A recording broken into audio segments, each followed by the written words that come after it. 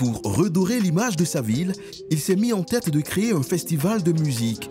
Et c'est sur ce terrain vague, au cœur de la ville, qu'il va organiser la plus grande fête à ciel ouvert du pays. Donc, ici c'est le plateau, on se retrouve là et tout. Donc on fait le festival ici, c'est ici on dépose le podium et tu as près de 15 à 20 000 personnes ici. Tout l'endroit là, il y a des gens. Pour son festival, Maka va dépenser 46 millions de francs CFA. Un coût important car les 20 000 spectateurs ne paieront pas leur billet. L'entrée du festival est entièrement gratuite. Alors pour financer son festival de cœur sans vendre un seul billet, il a une formule, compter sur lui-même. Conakry, c'est ici que l'enfant de Fria dirige un business du divertissement. Maka Traoré est le patron de cette radio. Bah voilà. Ça, c'est ma team. Cet après-midi, il est invité chez lui pour parler de son festival de cœur. Chanel, la présentatrice, va donc interviewer son patron.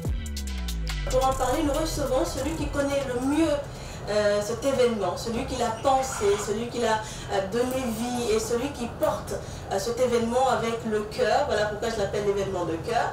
Il s'agit du commissaire général du festival qui n'est autre que Maka Traoré. Maka Traoré en profite pour faire la promotion de son festival. Dans tout ça, il y a combien de personnes qui sont attendues par jour au festival?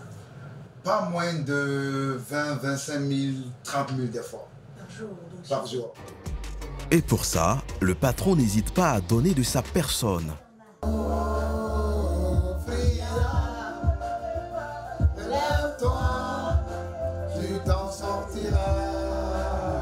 On organise plein de choses pour avoir de l'argent. On organise des événements pour avoir de l'argent. Le festival est particulier.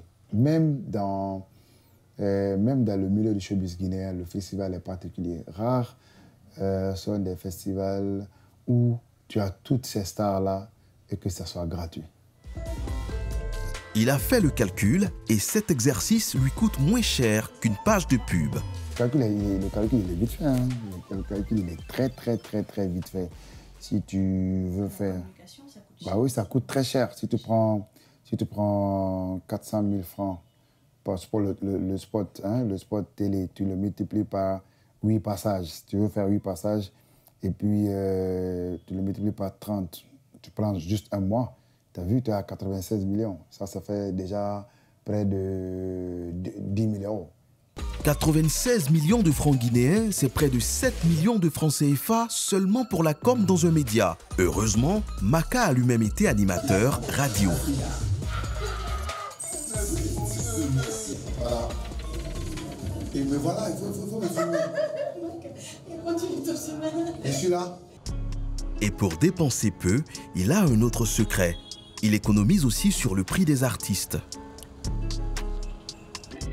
Maka passe souvent ses journées dans des studios d'enregistrement. Il connaît tous les artistes du pays. Il a un réseau solide. D'ailleurs, il s'appuie sur ce réseau-là pour le festival. Un réseau constitué principalement de ses amis. Il est venu au festival malade. Je suis parti le trouver dans sa chambre à Fria. Il ne m'a pas pris 100 francs. Nampé Sadio a joué avec tous ces musiciens de Bamako, à Fria. Tout ce que j'ai fait, c'est de les déplacer, envoyer un bus, lui envoyer son billet, les faire manger et tout. En plus de ses amis, Maka peut aussi compter sur ses petits protégés. Il est en studio cet après-midi avec le premier artiste qu'il a produit, One Time. On est en train d'essayer de faire un morceau là, vite fait. Pour le prochain album, pour les prochains singles. En quelques années, il en a fait la coqueluche de la musique guinéenne. Ses clips cumulent des millions de vues sur YouTube et il a fait des tournées dans tout le pays. Tu fais le wow, fait 1, 2 fois, tu peux faire 2 autres fois, mais sur l'aigu quoi. Tu avais essayé, mais tu as laissé donc, tu retournes 2 fois et puis tu fais 2 autres fois, ça fait 4 quoi. Moi je veux qu'il me mette un petit piano, on voit ce que ça peut apporter.